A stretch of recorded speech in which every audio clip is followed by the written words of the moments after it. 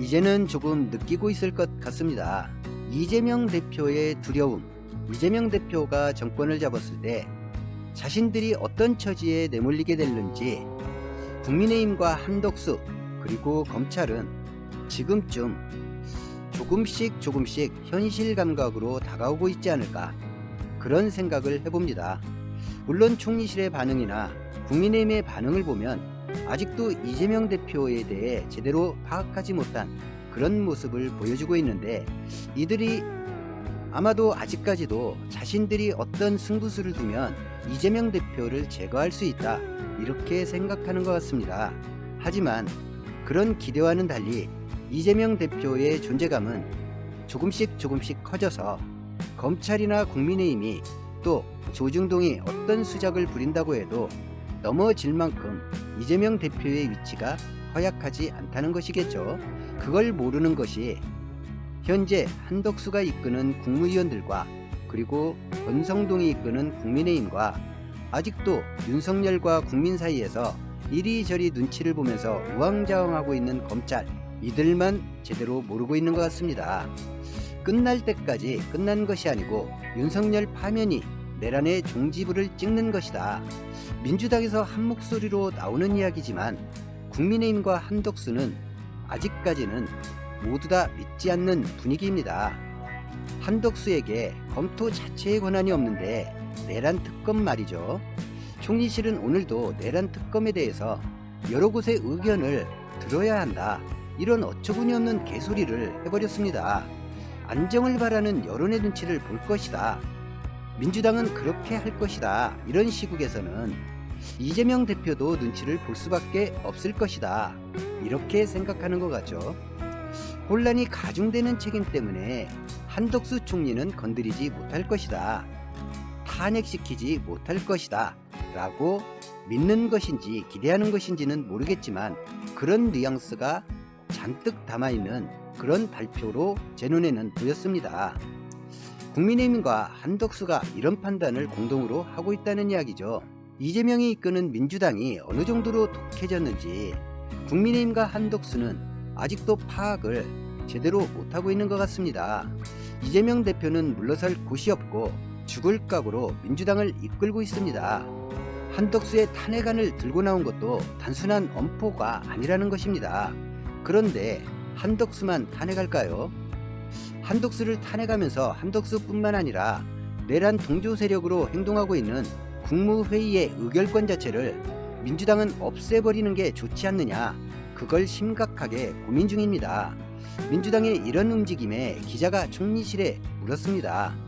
국무총실은 민주당이 24일 이후에 국무위원 5명을 추가로 탄핵시킨다면 의결 정족수인 11명이 무너진다, 11명이 무너지면 국무회의 의결이 불가능해진다 라고 밝혔습니다. 마치 윤석열 탄핵 1차 탄핵이 진행될 때 국민의힘이 표결에 불참함으로써 투표함 뚜껑도 열지 못하고 그대로 표결 자체가 무효화돼버리는 그런 결과를 가져왔죠. 마찬가지로 의결 정족수가 무너지면 국무회의의 의결권도 마찬가지로 사라지는 것입니다. 그래서 기자가 다시 물었습니다. 국무회의에서 의결권이 사라지면 국회를 통과한 법안은 어떻게 되느냐고 물었습니다. 국무회의 의결권이 사라진다고 하는 것은 행정부가 새로운 법안에 대해서 어떠한 권한도 가지지 못하게 된다는 이야기가 되거든요. 행정부가 국회에서 올라온 법안에 대해서 심사, 승인, 거부, 어떠한 의결도 할 수 없다는 이야기가 되거든요. 국무회의에서 의결권이 사라지면 국회를 통과한 법안은 어떻게 되느냐고 기자가 물었습니다. 국회 본회의를 통과하는 법안이 국무회의에서 의결권이 없는데 그럼 국회 본회의를 통과하는 법안은 자동 발효되는 거냐, 그렇게 물었습니다. 총리실은 이렇게 답변했습니다. 국무회의에서 의결이 불가능하게 되면 국회 본회의를 통과한 법안의 자동 발효는 법률을 좀 더 따져봐야겠지만 정부가 공포를 못하게 되는 상황이라면, 그렇게 된다면 국회의장이 공포할 수 있는 것으로 안다, 그렇게 답변했습니다. 네, 그렇습니다.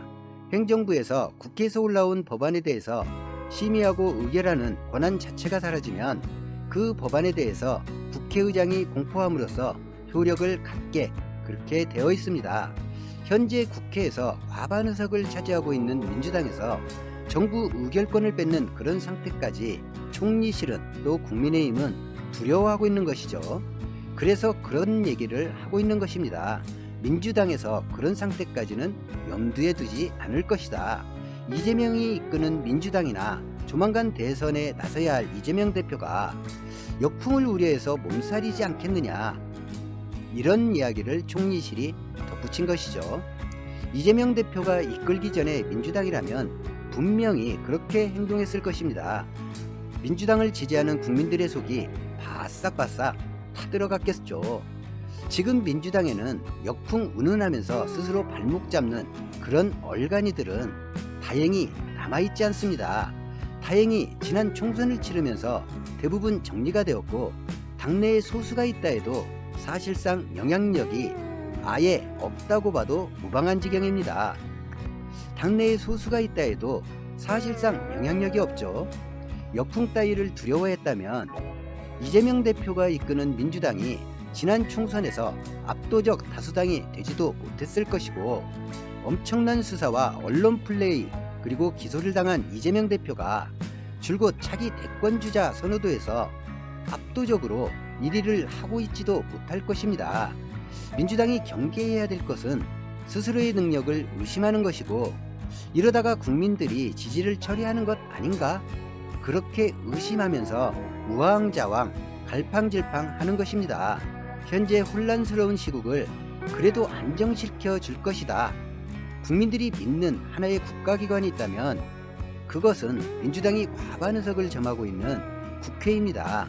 민주당이 국민들의 기대를 저버리고 우왕좌왕 갈팡질팡하면서 정부 여당의 지연 전략에 놀아나는 모습을 국민들에게 보여준다면, 이런 엄중한 시기에 그런 모습을 보여준다면 그것이 민주당에게는 최악의 결과를 예약하는 것이고, 이재명 대표에게도 최악의 결과를 가져오는 그런 것이 될 것입니다. 윤석열 정부의 국무위원 면면을 살펴보면 누구를 민주당이 탄핵해도 몇 명을 탄핵하든 고민할 필요조차 없어 보입니다. 현재 국무회의 구성원들 중에서 아무나 골라내도 쓰레기입니다. 누구를 탄핵하든 부담을 가질 고민을 할 필요조차 없다는 이야기죠. 국무회의 참석하는 면면을 보면 친일 역사관을 가진 뉴라이트 종자들부터 박정희 전두환의 쿠데타를 찬양했던 무리들, 그리고 지금은 내란이 아니다, 내란이 아니라 소란이다, 유혈 사태도 없었는데 무슨 내란이냐, 이렇게 개소리를 시전하면서 윤석열의 친일 쿠데타를 찬양하거나 오죽했으면 계엄을 발동했겠느냐, 이런 개소리까지 짓거리는 자들이 국무회의에 가득 차 있다는 이야기죠.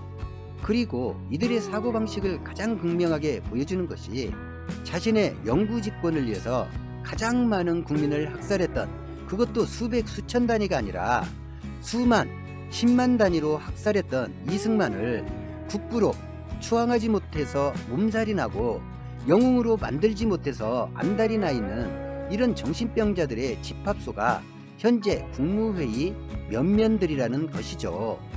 냉정하게 말하면 이런 자들로 채워진 국무회의가 대한민국을 위해서 일할 것이다. 저는 그렇게 보지 않습니다.